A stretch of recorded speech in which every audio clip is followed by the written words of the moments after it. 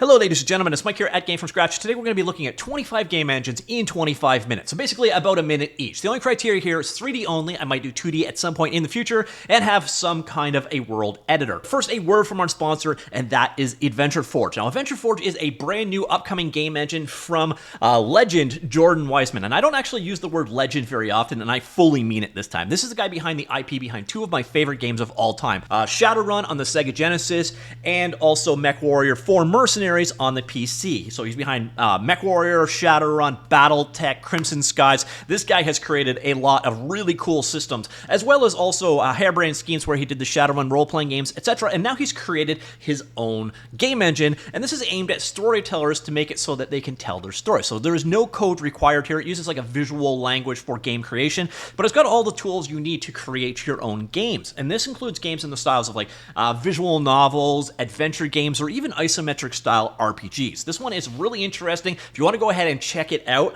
the first 100 of you using the code GFSBeta24 in the link down below can get in on the beta. Hopefully we can get more codes if there is more interest in the future. So thanks to Adventure Forge for sponsoring this video, and let's just jump right in. So starting things off in alphabetical order, under the A category, we have Armory 3D. Now this one is kind of unique, because there's another engine a lot like it on this list, but in that its game editor is Blender. This actually embeds itself directly inside of Blender, and you use the Hax programming language to add game logic to your world. So you basically script things and draw things in your actual native art tool, assuming your native art tool is Blender, and then you do your game logic on top of it. It's a very interesting engine. It is completely open source and free. The only downside to it is the primary developer sort of stopped focusing on Armory 3D less and started focusing more on his other tools like Armor Paint. So it's gotten a little bit less updated. There's a community behind it though, and this one is definitely proceeding along, but it's a little bit different in the fact that it doesn't technically have a game editor, but its game editor is Blender itself. It's a very semi-unique engine, as we will see much later in this video, but Armory 3D is definitely an interesting one worth checking out. So after Armory, we have Buildbox. Now Buildbox, there's Buildbox 4, which actually I have zero opinion of, and then there's Buildbox 3. Now Buildbox 3 is actually one of the most accessible 3D game engines out there. So if you're looking for a very easy to use game engine, Buildbox was a really good choice. The problem is they did some really stupid pricing changes. By the way, being on this list does not mean it's a recommendation. It's just to bring you attention to the fact that these game engines exist.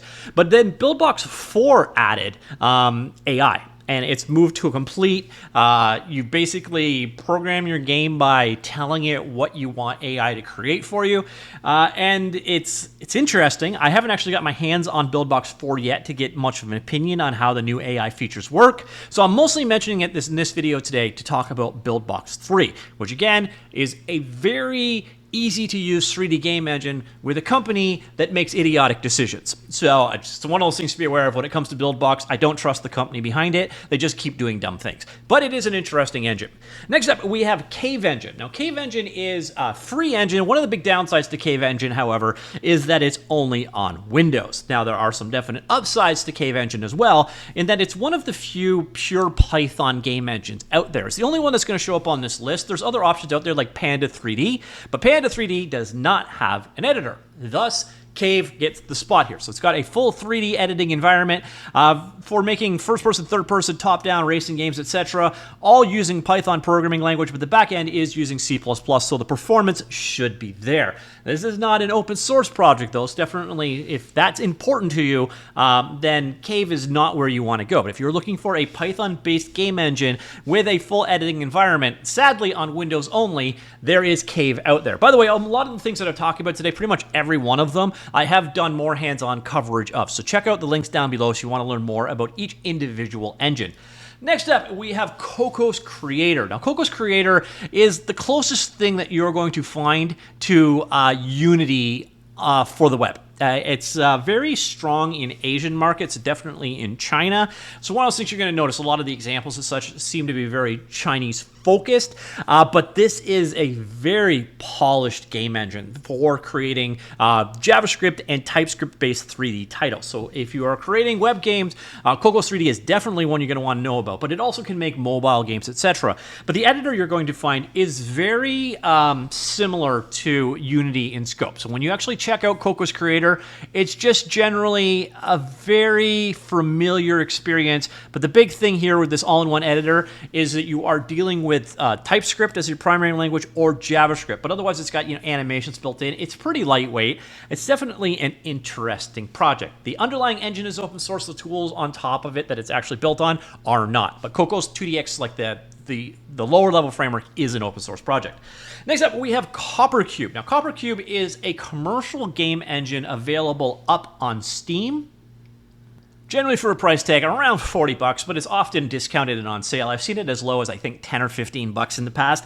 What I like about CopperCube is this is a very easy to use engine. It's also very dated in the 3D. You can see the graphics that you're going to be creating there, but you can actually do quite a bit with CopperCube. It's got a full editing environment. I did a full tutorial on this guy as well, but one of the real big niches that CopperCube hits, there's going to be about 3 or 4 engines on this list that are just aimed at beginners, at entry level, and CopperCube is definitely one of them. So there's multiple different programming options you've got available for Windows and Mac. You can write your games in JavaScript, but there's a bit of a kind of a more accessible programming language option in there as well. And it's just basically, if you want to create 3D games and you want a tool that's easy to use, CopperCube is worth checking out in that regard. And there is a fully functioning free version of it available. So it's the pro version that you have to pay for. We won't get into the details of what each one has. Next up, we have CryEngine. Now, CryEngine is obviously the game engine that it's actually going to appear again on this list in a roundabout way. It inspired another game engine. CryEngine is like the PC. Remember Can It Run Crisis? That was CryEngine's meme. It started there. It's been used to make some very high-profile games. The most recent successful version would be Hunt Showdown. But it seems like the company behind it, Crytek, first off, they keep running into money problems, but they seem to be focusing more on Hunt and less on developing CryEngine. So you can still get a hold of CryEngine. It has like 4% royalty, I believe it is, if you want to use it for games. It's just, they just don't seem to be releasing updates, which is disappointing because CryEngine actually got a pretty big update and the UI is much nicer than it used to be. But this just feels like one of those engines that I have a feeling that they're just going to turn it into an in-house engine soon. So I don't know how much of a future CryEngine really has, and I think that's a shame, especially because they added C# Sport to it, and it's just a neat engine. It just doesn't seem to be getting that many updates. Next up, we have Evergene. This used to be called Wave Engine. Truth of the matter is, this one is probably not ideal for games. Now, obviously, you can still use it for games, but it seems to be being aimed more towards engineering, that kind of market now, which is a shame because this is a fully functioning C# powered, very clean, streamlined game engine. Again, it used to be called Wave Engine. It's a really neat product, and I've never really understood the business model behind it because it's free to use, but they do, again, keep seeming to retarget this one. So I don't know that I'd call this much of a game engine anymore, but it is a cool game engine, especially if you're looking for a C# thing. If you're making, say, maybe 3D products instead of games, it could be a good one to check out in that regard. Next up, we have Felco Engine. I'm not going to say a whole lot about Felco Engine because look at this page. This is what we know about it. And you would think that this engine is utterly absolute crap, and it's not. It's amazing. It's so weird. If there's one engine you're going to walk away from here and go ahead and just check it out, it's the Felco Engine. This is a C# powered game engine. You can see a bit of a screenshot of what it looks like right here. So this is the engine and editing environment.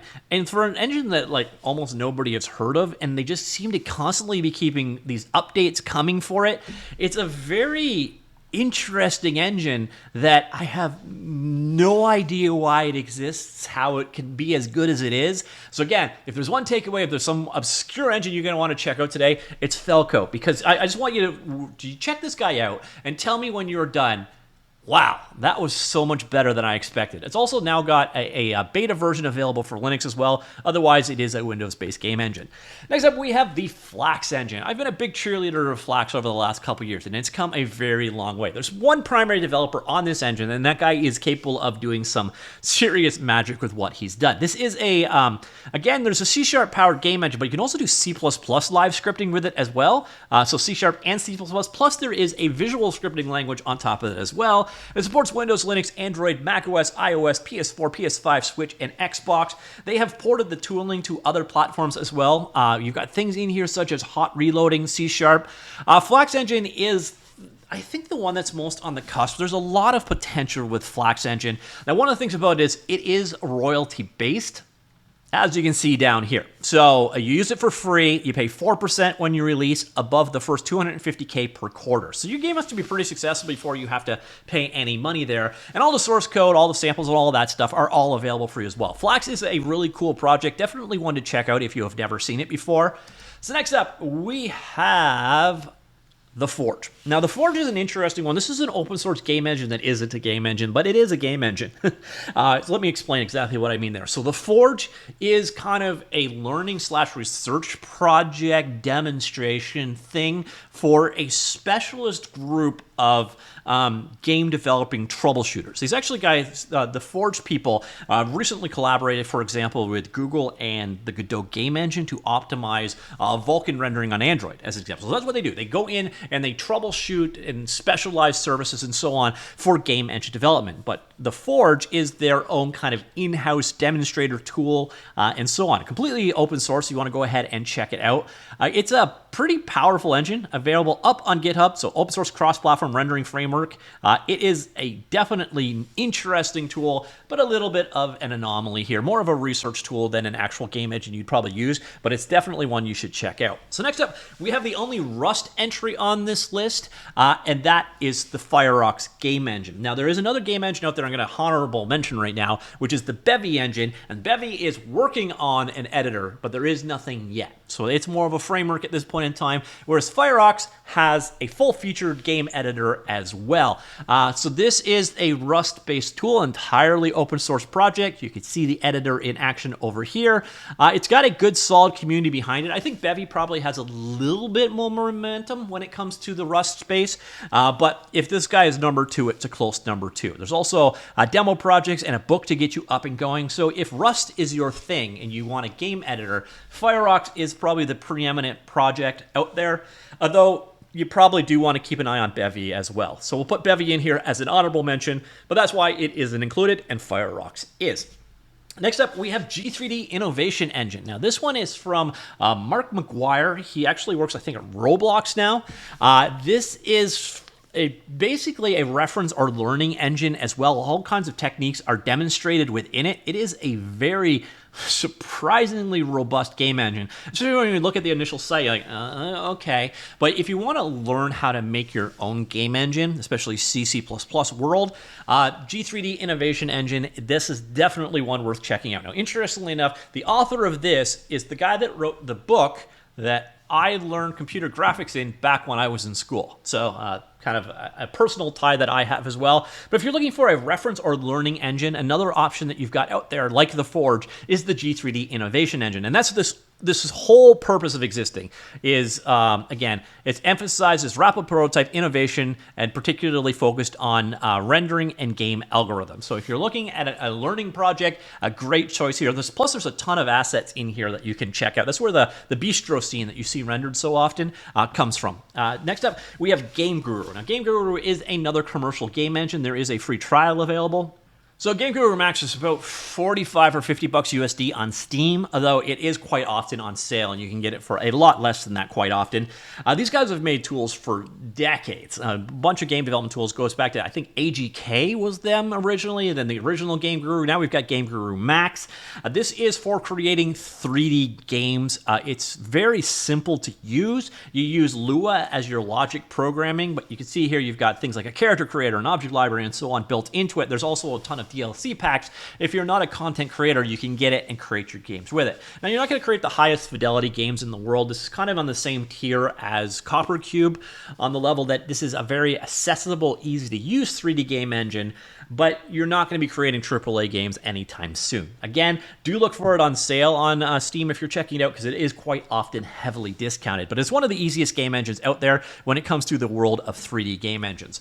So, after Game Guru Max, we have Godot. Now, Godot probably doesn't require a lot of explanation on this channel, but if you have never heard from it before, Godot is what I would say is the most momentum behind a game engine out there, especially in the world of open source. That is the big party piece for Godot. It is the most successful open source game engine out there. At least it's rated on GitHub. It is a project that I have loved from the very beginning. So, from the Godot 1.0 release, I've been covering it here on Game from Scratch, and in fact, I did some of the very first, if not the first, tutorials on YouTube for the Godot game engine. So this guy I've had a long storied history with. It's a 2D and 3D game engine. You can write your games using a GD script, their custom kind of Python-esque programming language, but there's also C# support, and you can do them as modules using C++, C, and a couple of other languages using the GD extensions method.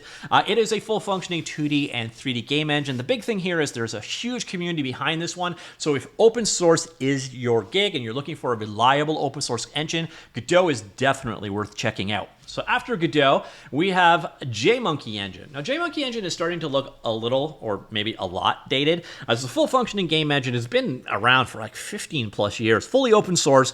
Now, the big party piece behind JMonkey Engine is the J. This is a fully open source 3D game engine for Java programmers. So if you're looking to use the Java programming language as your primary game logic language, JMonkey Engine is your choice. Pretty much that's it. It's the only real Java option out there. They really slowed down in terms of features and functionality lately, but it is a robust game engine for sure.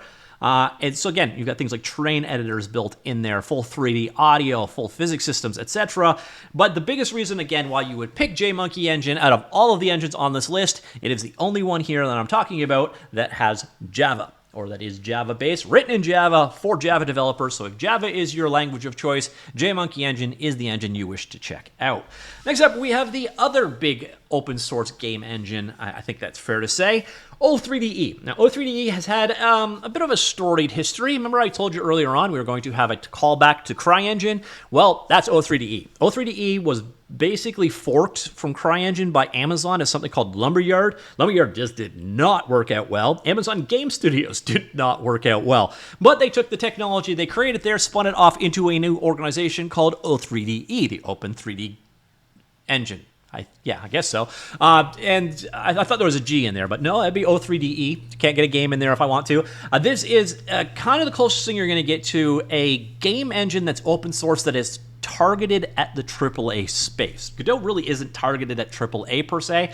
This one is the fork of a AAA game engine, and it's got a lot of large commercial entities backing it, and this is, again, all about that AAA type space. It's inspired by Lumberyard, but it uses Lua. They have their own programming language in there. It's definitely an interesting game engine. It's one that I have so much potential in, and it pisses me off so often whenever I check it out. It's a weird love-hate relationship I have with O3DE, but this is an engine I really want to see succeed. There's a hell of a team behind it. There's a lot of potential there, but they also aren't there yet. Next up, we have Play Canvas. Play Canvas is what you get if you say, I want to use Unity, but I want to be web first. This is a full game engine in the browser with a full editor in the browser. The editor itself is, so you can see the Play Canvas editor right here. This is closed. It's a subscription-based thing. There is a cost involved in using it, although there is a free tier available for it. You can see it looks very Unity-esque in its scope, and here you see live reload going on, which is pretty cool, but it is entirely for doing web-based development. At the same time, Play Canvas, the framework behind it, so the rendering engine and all that stuff, it is open source, as is the UI layer, etc. It's just the front end tooling that you have to pay for. So this is a subscription-based project if you're interested in checking out. But basically, if you're looking for web first for your tooling and for your targeting, but you want to have a Unity-like experience, Play canvas is exactly what you are looking for. And next up, we have Spartan. Now, the Spartan engine is another single developer effort. It's mostly his own research project. But if you're looking for another thing, like the G3D Innovation Engine or the Forge earlier on, to learn how to make your own engine out of it, that's what Spartan is all about. Again, there is an editing tool available in here, so it does make the list. Has a Vulkan back-end renderer going on as well. So you can see here it's rendering Sponza. Here it is doing Doom or Minecraft.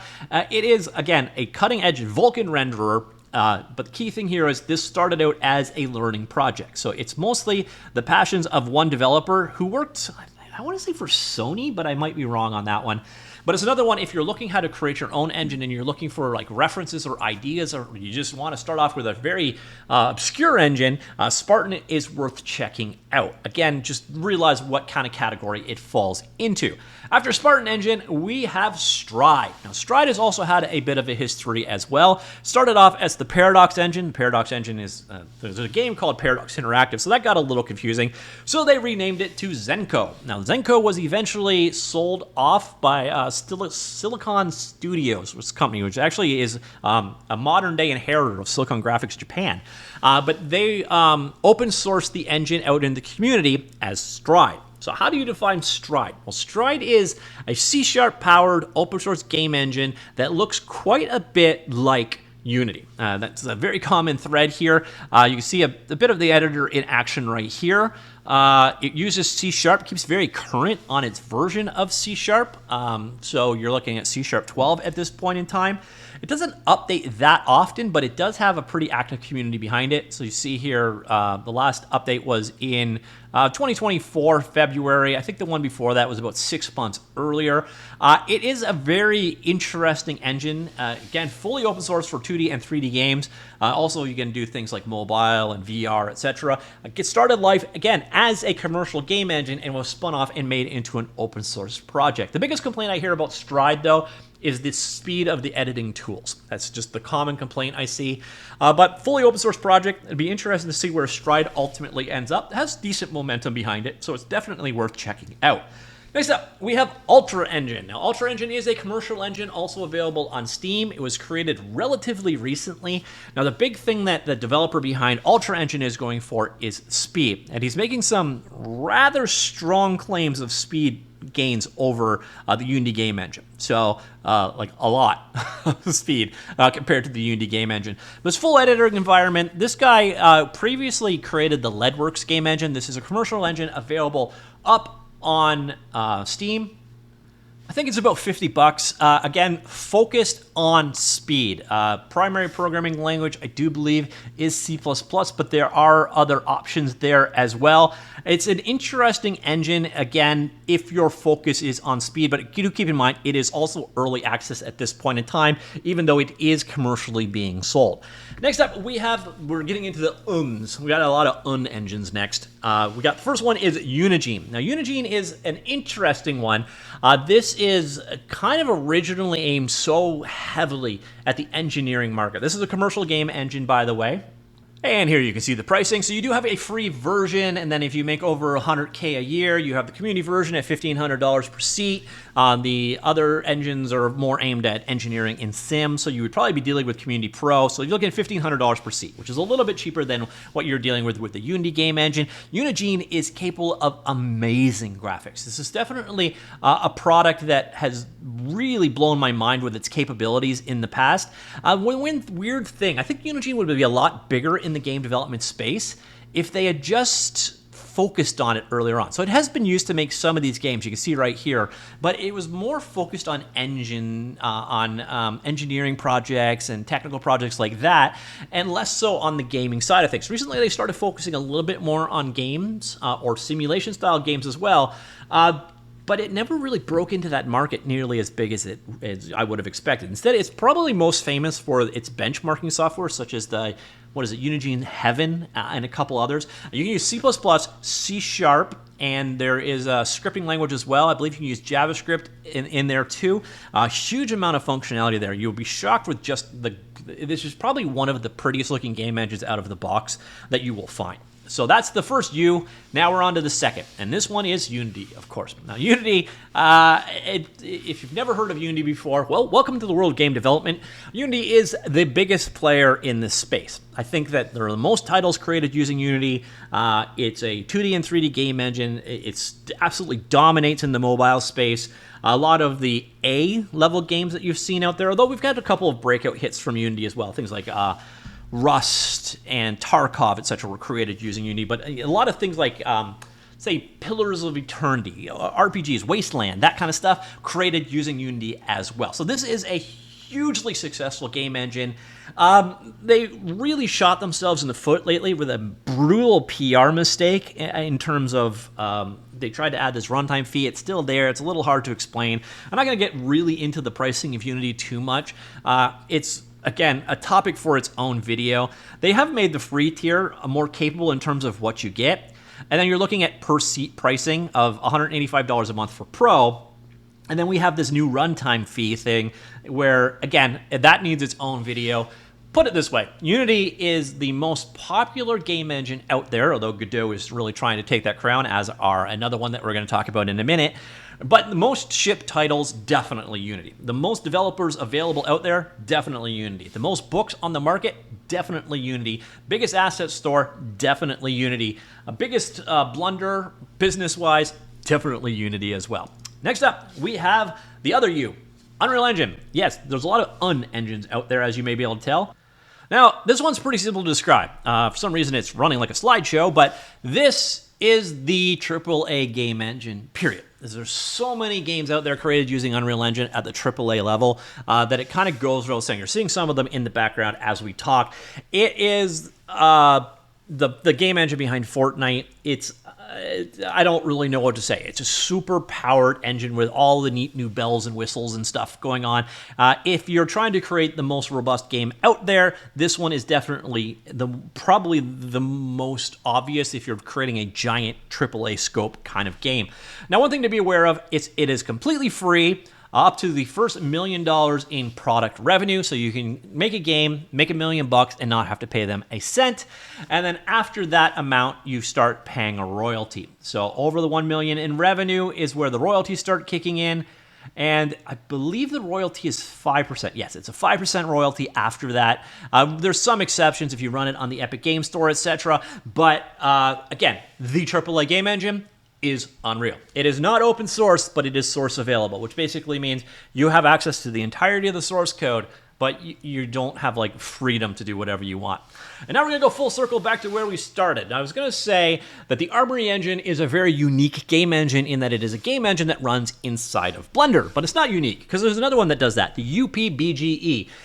This is a spiritual successor to the Blender game engine. Once upon a time, Blender had a game engine built in, and you used logic bricks to control things. You added like just basically nodes to your entities within your scene inside of Blender, and then you could do your scripting logic using the system that was built into it. But you can fully model inside of UPBGE, and then you just sort of add your logic. So you see some of your applying logic on top of it, and then compile and build down your game. The problem is with Blender 2.8, I believe it was, they cut and they axed all of their game engine functionality. So what happens is people forked it. So now this is the spiritual successor of the Blender game engine, but they've kept it current with the most recent releases of Blender. So you're getting all the functionality of Blender and the newer versions of Blender, but you've got this game engine functionality there as well. It's just now it is a completely separate project called UPBGE. So the big selling point behind this one is all of your game creation is done in one place. You're creating models, it's done in Blender. You're creating game logic,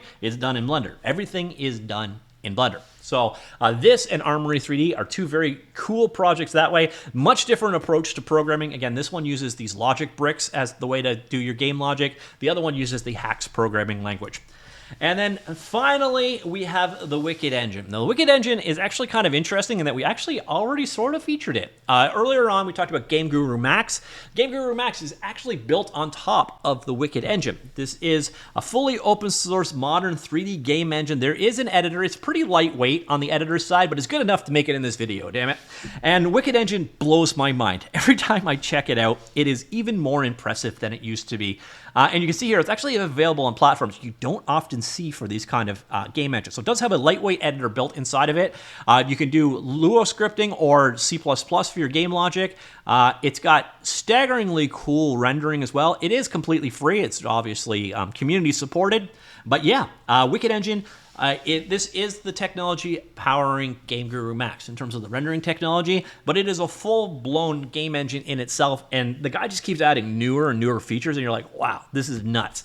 So again, another one, if you want to take it away and check it out, Wicked Engine is definitely worth a look. I'd probably revisit this one on an almost annual basis, and the number of new features added to it just blow my mind. So somehow my 25 game engines in 25 minutes took 28 minutes. So a couple of you got a little bit of extra there game engine wise. So hopefully you learned about a new game engine in this list. I've visited a lot of these in the past. I will have links if I have done so down below in the linked article. So if you want to go ahead and check that out. Also go ahead and check out this video's sponsor, Adventure Forge, a brand new engine coming soon. Use the code down below to check out the early beta. Let me know what you think. Comments down below. Talk to you all later. Goodbye.